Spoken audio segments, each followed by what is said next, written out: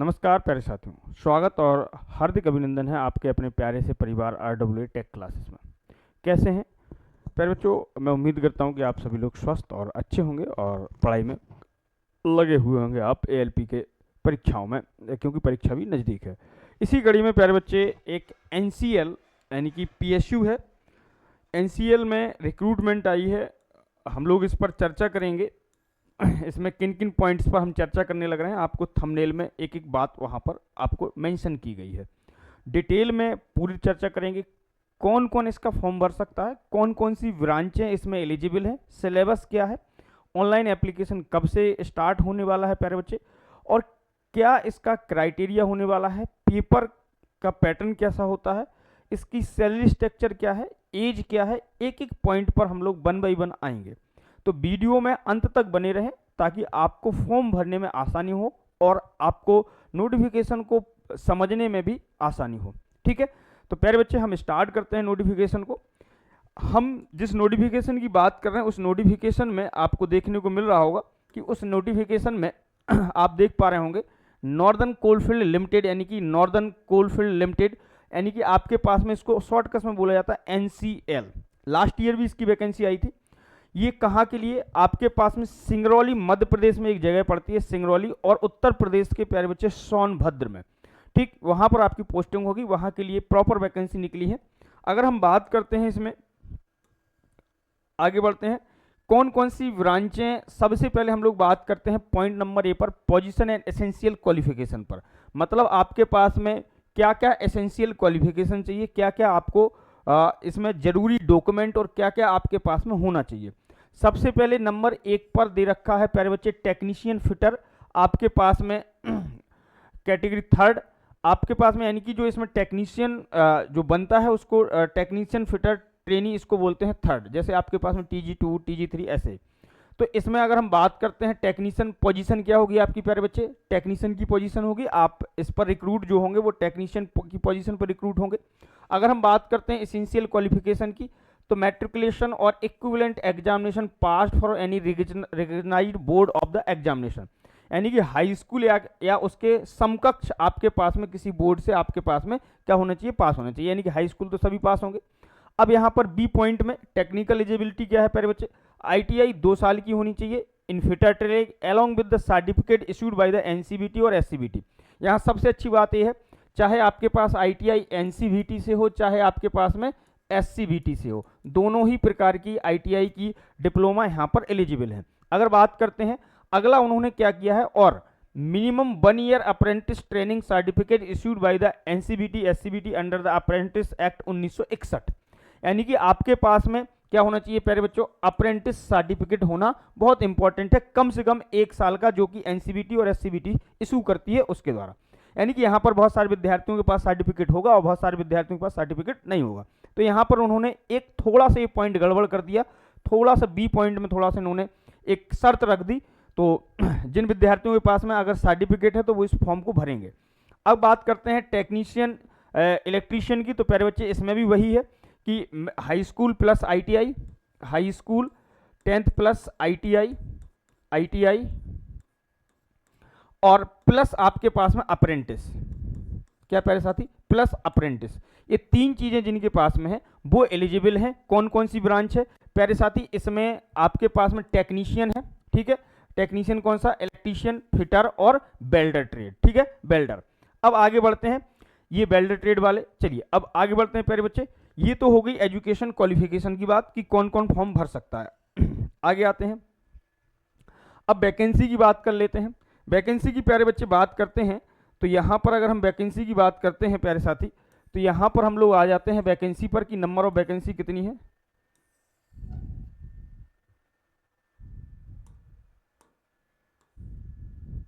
अगर हम वैकेंसी की बात करते हैं यहाँ पर, तो टेबल B में यहाँ पर वैकेंसी के लिए दे रखी है टेबल B, तो यहाँ पर देख लेते हैं। देखिएगा पोजीशन टेक्नीशियन फिटर, कुल वैकेंसी देखो, यहाँ पर वैकेंसी को 2 भागों में बांटा गया है, backlog plus new vacancy.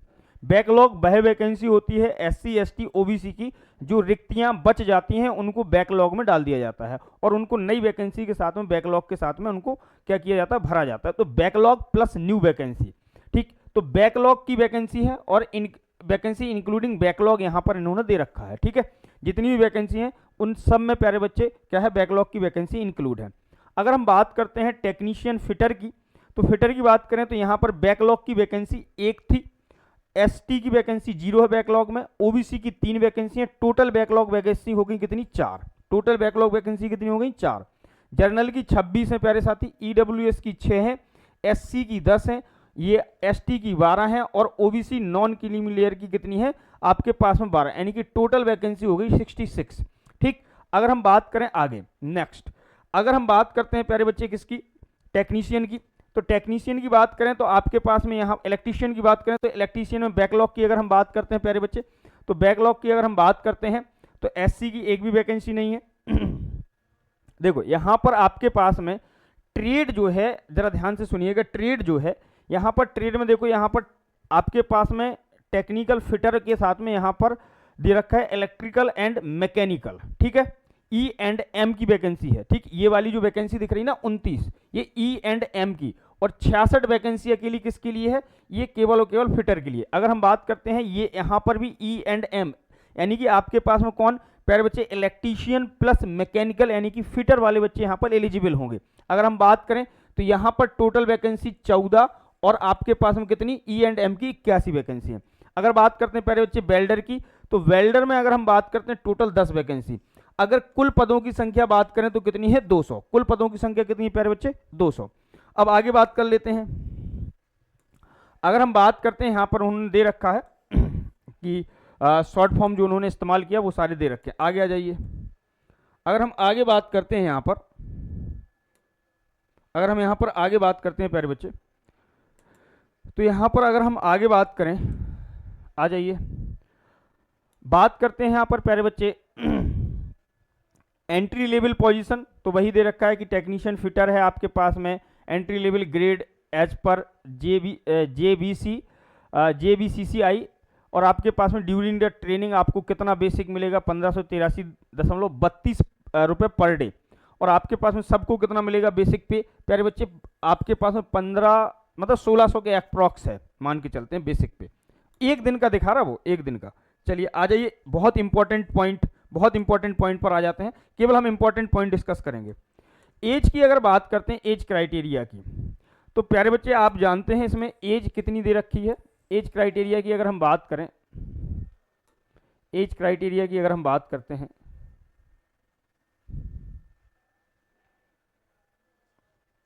Age limit, हाँ ये दे रखी है एज क्राइटेरिया। एज क्राइटेरिया की बात करते हैं, एज लिमिट बहुत इंपॉर्टेंट पॉइंट है, और यही सबसे इंपॉर्टेंट पॉइंट है किन किन बच्चों को यहाँ पर, कौन बच्चे ऐसे हैं जो ओवर एज हो गए हैं और कौन कौन फॉर्म भर सकते हैं, बहुत इंपॉर्टेंट पॉइंट होता है। The candidate must have the attain the minimum age 18, मतलब कितना प्यारे साथी, कम से कम कितनी उम्र होनी चाहिए, 18। मिनिमम एज कितनी मानी सर, 18। आपके पास में on the circular date at the age should not be exceed the upper limit in is that 30 year, कितने तक, 30 साल तक। बहुत अच्छी बात है, नहीं तो आईटीआई के मैक्सिमम पेपर में आप देखेंगे कि भैया जी आपको केवल और केवल 25 से 27 और यहाँ पर 30 बहुत होता है, 30 मतलब ठीक है, इस बात से मैं खुश हूँ, कोई दिक्कत नहीं है। अब यहाँ पर क्या है, कैटेगरी वाइज अगर छूट मिलती है जो एज रिलैक्सेशन, यूआर और ईडब्ल्यूएस को कोई एज रिलैक्सेशन नहीं है। एससी एसटी को कितना है, अगर आप एससी एसटी में आते हैं, एससी कॉमा एसटी में आते हैं, तो आपको 5 साल यानी कि टोटल 35 साल तक आप फॉर्म फिल कर सकते हैं। अगर किसी की एज 34-35 के अंदर है, 35 के अंदर वो फॉर्म भर सकता है। अगर हम बात करें ओबीसी नॉन क्रीमी लेयर की, एनसीएल की, नॉन क्रीमी लेयर की, तो प्यारे बच्चे इनको 30 + 3 यानी कि ये 33 के अंदर फॉर्म भर सकते हैं, जबकि जर्नल और ईडब्ल्यूएस के जो बच्चे हैं वो केवल 30 साल के अंदर अंदर फॉर्म भर सकते हैं। ठीक, ये तो हो गई प्यारे बच्चे एज रिलैक्सेशन की। अगर हम बात करते हैं अगली, तो उन्होंने यही दे रखा है, यहाँ पर दे रखा है बाकायदा कि ओबीसी को कितना मिलेगा, 3 साल का। जो बच्चा पीडब्ल्यूडी मतलब आपके पास में दिव्यांग लोग हैं उनको कितना 10 साल का मिलेगा, चाहे वो ओबी आपके पास में किससे जनरल से हैं। अगर वो दिव्यांग जन है किससे ओबीसी से, तो 13 साल का, और आपके पास में अगर एससी एसटी है तो 15 साल का। एक्स सर्विसमैन के बारे में यहाँ पर दे रखा है कि 3 साल का आपको मिल जाएगा। चलिए आगे बात करते हैं। अब आता है एप्लीकेशन फ़ी, इंपॉर्टेंट ये भी है, क्या है एप्लीकेशन फीस। अब आती है प्यारे बच्चे एप्लीकेशन फीस। अगर एप्लीकेशन फीस पर चर्चा करते हैं तो अनरिजर्व ओबीसी और EWS 1100 plus application GST 180, total रेस 1180, मतलब यूआर और ईडब्ल्यूएस कॉमा ओबीसी, इनकी जो फीस है वो आपकी फीस तो है कितनी 1000 प्लस इसमें क्या लगा दिया जीएसटी लगा दिया 180, यानी कि 1180 कुल फीस आपको क्या करनी पड़ेगी खर्च करनी पड़ेगी। यहाँ पर SC ST, ex serviceman, PWD और आपके पास में कौन प्यारे बच्चे डिपार्टमेंटल कैंडिडेट, जो डिपार्टमेंटल कैंडिडेट हैं उनको यहाँ पर क्या होगा निल, कोई भी फीस नहीं लगेगी। आगे की बात करते हैं, आगे की बात करते हैं नेक्स्ट। यहाँ पर क्या दे रखा है, action against the candidate found the guilty of the misconduct. चलिए यहाँ पर तो वो दे रखा है कि अगर आप पकड़े जाते हैं कुछ करते हुए नकल अगर, तो वहाँ पर दे रखा है। चलिए आगे आ जाइएगा। सिलेक्शन प्रोसीजर क्या दे रखा है, जरा आ जाइए। सिलेक्शन प्रोसीजर पर अगर हम चर्चा करते हैं सिलेक्शन पर, तो eligibility candidate meeting the minimum eligibility criteria as the circular date as पर स्पेसिफाइड, ठीक है। आपके पास में candidate relative score in the computer based test, candidate will be allowed to the appear in the computer based test on the basis of their declaration regarding their eligibility, ठीक है। Computer based test will be conduct separately for each post. अच्छा, यहाँ पर important ये वाला point, तीसरे number point में उसने कहा है कि कंप्यूटर बेस्ड यानी कि सीबीटी कंप्यूटर बेस्ड टेस्ट क्या होगा आपके पास में सेपरेट होगा, प्रत्येक पोस्ट के लिए, अलग अलग पोस्ट के लिए क्या होगा सेपरेट होगा, ठीक बात है। The computer based test will be 100 mark for 90 minute. 100 question है, कितने आपके पास में कितना, the test will be 100 mark, मतलब 100 नंबर का है और 90 मिनट है, ठीक है, कोई बात नहीं, 1.5 घंटा दे रखा 100 क्वेश्चन के लिए, मोर देन सफिशिएंट है। अगर हम बात करते हैं कंप्रीजिंग द 2 सेक्शन, इसमें 2 सेक्शन है, एक सेक्शन ए है, दूसरा है section B. Section A will be consist of technical knowledge, यानी कि सेक्शन ए जो होगा उसमें क्या होगा आपके पास में टेक्निकल नॉलेज, टीके होगा आपके पास में। अगला सेक्शन बी जो होगा आपके पास में, और इसमें कितना होगा विथ 70 नंबर, यानी कि ये कितने का होगा technical knowledge 70 number. And section B will be consist of the general knowledge, journal awareness, reasoning, verbal और mental ability and quantitative aptitude with the 30 number. कुल मिला के इसमें कहानी ये है कि 30 नंबर का उन्होंने रीजनिंग, जीके, जीएस और आपके पास में मैथ वगैरह इसमें आ जाएगा 30 नंबर का, ठीक है। तो 2 सेक्शन में परीक्षा होनी है, जिसमें से एक सेक्शन आपके पास में टेक्निकल नॉलेज का होगा, एक सेक्शन आपके पास में नॉन टेक नॉलेज का होगा, जिसमें आपके पास में क्या होगा नॉन टेक 30 नंबर का है और टेक्निकल 70 नंबर का, टोटल क्वेश्चन 100 हो गए, ठीक। बात करते हैं आगे। Each question will carry 1 mark and there is no penalty for the wrong answer. There will be, देखो कितनी बढ़िया बात देखी, ईच क्वेश्चन कितने का है, प्रत्येक क्वेश्चन 1 नंबर का है। फिर उसने क्या कहा है, and there is no penalty for wrong answer, मतलब नो नेगेटिव मार्किंग। क्या है, नो नेगेटिव मार्किंग, इसमें नेगेटिव मार्किंग नहीं है, यानी कि कुल मिला के जाओ, जितना अच्छा तुम कर सकते हो परीक्षा में, जितना तुम्हें आ रहा वो तो तुम करोगे ही, बाद में 100 तक गिनती करो और मार दो जय श्री राम तुक्का, ठीक। अगर आप मतलब पहली बात तो ये है कि बेहतरीन प्रिपरेशन करो, प्रिपरेशन के बाद अगर मैं आपसे कहता हूं कि आपने 80 नंबर का, मतलब मैं मान लेता हूं कि मोटा मोटी की 70 नंबर का आपने अच्छी तरीके से किया, जो आपको मेमोरी बेस्ड, यानी कि आपको याद है कि हाँ ये सर मेरे 70 नंबर बिल्कुल सही है, 30 नंबर में आप तुक्का लगाएंगे तो प्यारे साथी इसमें से 5 तो सही निकलेंगे यार, चलो ठीक है, वो बात की बात है, फिलहाल में कोशिश करेंगे पूरे। अब आ जाते हैं कि भैया टेस्ट जो है वो कैसे होगा, बाइलिंगुअल है, इंग्लिश और हिंदी दोनों में ही होगा, जो क्वेश्चन होंगे वो इंग्लिश हिंदी दोनों में ही होंगे। अब test city, the computer based test cities from the computer based test will be held test city as the maintained in the online application form. Candidate must opt for the test city for the list as per their preference, and same cannot be changed after the online application from the submit. NCL reserve the right to allocate the any test center charge, change the test center appointed by the candidate. NCL reserve the right to add or delete any city from the list based on the number of application. ठीक बात है, क्या दिक्कत है उसमें? उन्होंने कहा है कि जब आप फॉर्म भरेंगे तो आपके पास में सिटी की एक लिस्ट आएगी, उसमें से आपकी जो नियर बाई होगी वो आप चुन लीजिएगा, बाद में आप उसको चेंज नहीं कर सकते हैं। एनसीएल के पास ये राइट है कि वो किसी भी सिटीज को क्या कर सकती है, सेंटर को हटा सकती है। साथ ही साथ प्यारे बच्चे, अगर आपके पास में नंबर ऑफ कैंडिडेट बढ़ेंगे तो वो सिटी भी बढ़ा सकती है। चलिए ये आ गया प्यारे साथी। टेबल जी में the table showing the minimum qualifying mark, cut off mark to be qualify in the merit list. आ जाइए भैया, बहुत इंपॉर्टेंट पॉइंट है, इसमें कंफ्यूजन बहुत होती है। आपके पास में यहां पर मैक्सिमम कितना है, 100। कैटेगरी ऑफ कैंडिडेट यूआर और EWS, minimum cut off mark required for the selection out of the maximum mark.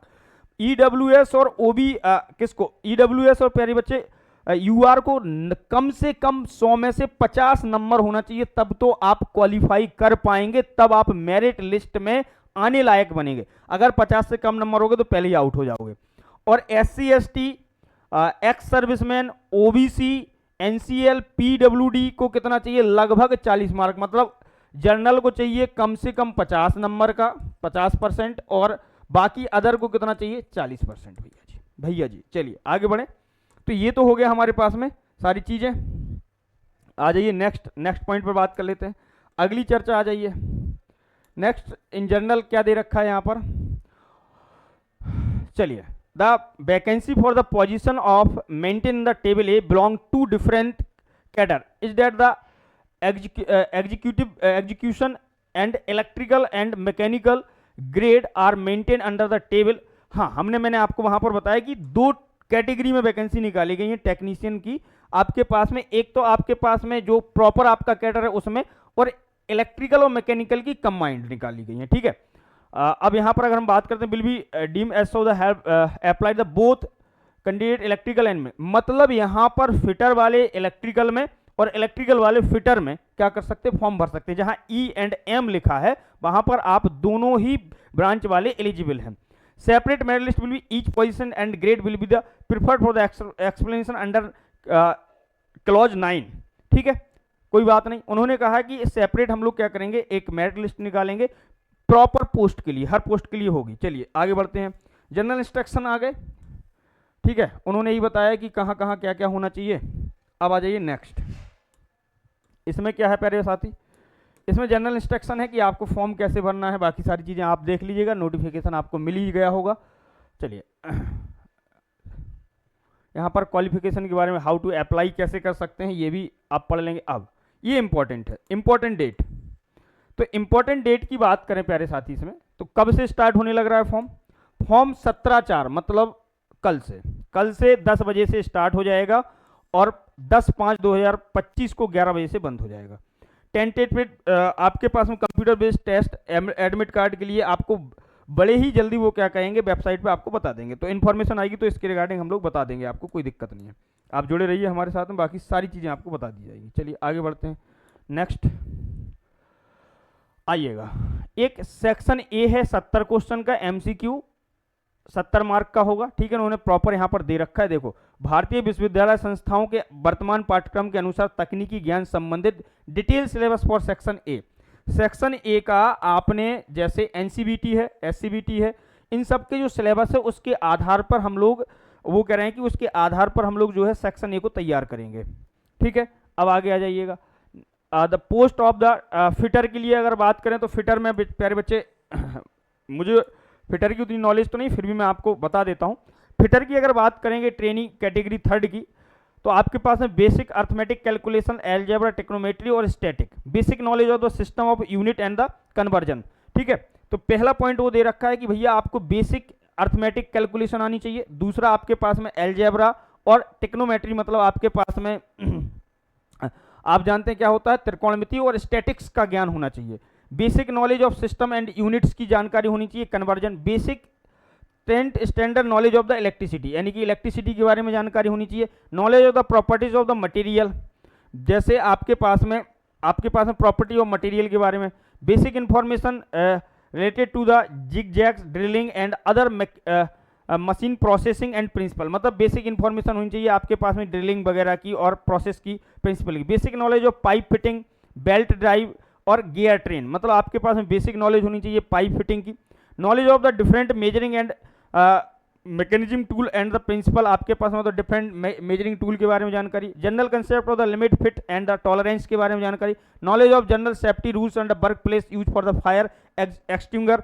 मतलब ये तो सभी के में कॉमन होता है कि आपके पास में सेफ्टी रूल्स के बारे में और आपके पास में सेफ्टी इक्विपमेंट्स के बारे में, general information related to the vehicle and the internal combustion engine ETC as पर the course offered by the recognised university. मतलब यहाँ पर इन्होंने खेल कर दिया, यहाँ पर इन्होंने खेल कर दिया।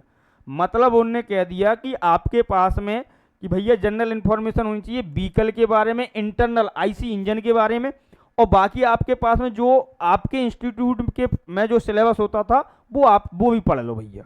ठीक है, ये खेल कर दिया। आ जाइए बात करते हैं किसकी, प्यारे साथी, इसको तो मैं डिटेल में पूरा बता दूंगा आपको। Name of the post technician electrician trainee category 3, electrical fundamental मतलब basic electrical, Ohm's law, Kirchhoff's law, series parallel, ये सारी चीजें होनी चाहिए। मैग्नेटिक सर्किट के बारे में जानकारी होनी चाहिए, DC generator, DC motor, active and reactive power transformer. ठीक है, आगे आ जाइएगा। ट्रांसफार्मर के बाद प्यारे बच्चे इसमें क्या है, ट्रांसफार्मर के बाद प्यारे साथी इसमें सिंक्रोनस मशीन है, क्या सिंक्रोनस मोटर है, इलेक्ट्रिक ड्राइव है, बेसिक ऑफ वायरिंग है, बेसिक ऑफ थर्मल पावर है, जैसे पावर प्लांट लेआउट, ये मैं अभी पढ़ा रहा हूँ आप जानते हैं। नॉन कन्वेंशनल एनर्जी सोर्सेस है। ठीक है, इलेक्ट्रिकल सब स्टेशन है, यानी कि ये आपके पास में क्या दे दिया गया, ये आपके पास में पावर सिस्टम दे दिया जिसमें ट्रांसमिशन देगा। देखो single line diagram of the sub station, electrical supply EHV AC, pole, tower, आप bushing, insulator, fault study, 3 phase service cable, sub station in HT LT सब दे रखा है, यानी कि टोटल आपको पढ़ना पड़ेगा भाई। ठीक, टोटल सिलेबस आपको पढ़ना पड़ेगा। अब बेल्डर के बारे में भैया, बेल्डर जो है ये आपके पास में दे रखा है कि बेल्डर का सिलेबस बहुत छोटा होता है, बहुत बड़ा नहीं है बेल्डर का सिलेबस, क्योंकि बेल्डर ब्रांच एक ऐसी ब्रांच है 1 साल का होता है। तो इसमें भाई डिफरेंट टाइप ऑफ बेल्डिंग्स आपके पास में जो भी बेल्डिंग्स जो भी आपके पास में, जैसे common gas use for the welding, आपके पास में ऑक्सीजन, आपके पास में ऑक्सीजन सिलेंडर का कलर कैसा होता है, ये सब सारी चीज़ें पूछता है। तो यहाँ पर आपको दे रखा है, आप इसको डिटेल में पढ़िएगा प्यारे बच्चे। तो ये इतना सिलेबस है। तो किसी दिन इस वाले सिलेबस की, तो अगर हम बात करें इसकी, अगर हम बात करते हैं टेक्नीशियन वाले की, तो इसका सिलेबस में डिटेल में किसी दिन आपको बढ़िया PPT बना के मैं डिस्कस कर दूंगा एक एक सिलेबस को। फिलहाल में वैकेंसी बहुत अच्छी है। अगर हम बात करें कि वैकेंसी की संख्या 200 है। ठीक, इसमें वही बच्चे एप्लीकेबल हैं जिसके पास 10th plus ITI plus apprentice है।